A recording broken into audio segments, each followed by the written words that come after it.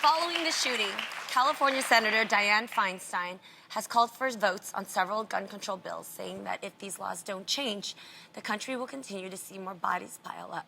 She said, quote, "These mass shootings are depressingly pervasive.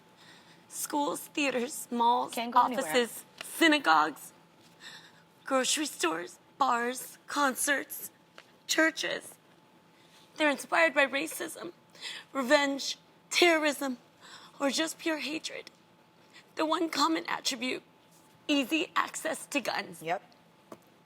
One of the laws she's advocating for includes a renewed ban on military-style assault weapons and one on a ban on bump stocks.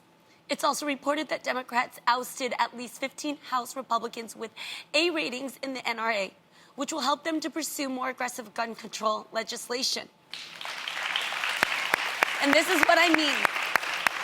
I'm not giving up a hope on faith, and just know that this is my friend. Yes. Who's mourning this. So I'm not giving up, on my faith and my belief in prayer. I'm done sitting there and just praying. I think every single person out there has to make a move to go and do what's right and to try to make change. Also, I want to bring up the other thing that I notice is a pattern. Yeah.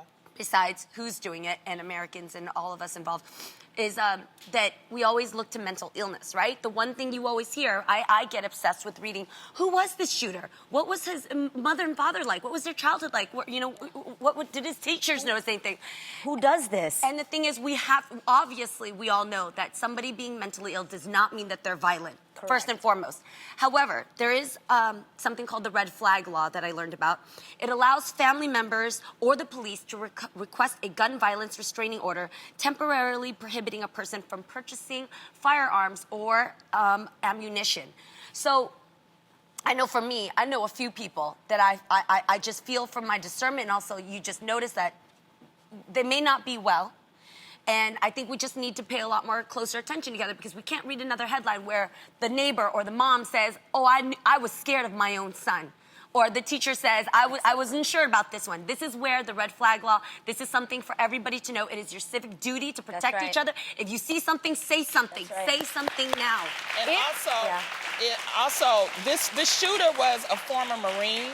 And last week, it's funny, last week we had actor and activist Jeffrey Wright come on the show, and he actually has an HBO documentary that's titled "We Are Not Done Yet," and it addresses issues concerning veterans with PTSD. PTSD is post-traumatic stress disorder.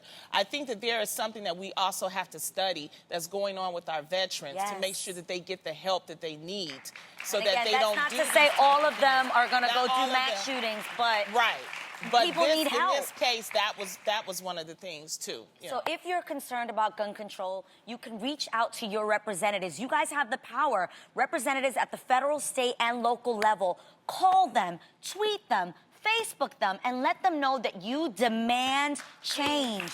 It's also so important to vote for. That's why we were telling people, get out there and vote, because it's important to vote for and donate to politicians who advocate for common sense gun reform. And finally, be smart. Educate yourself about federal and state gun laws so you can make informed decisions.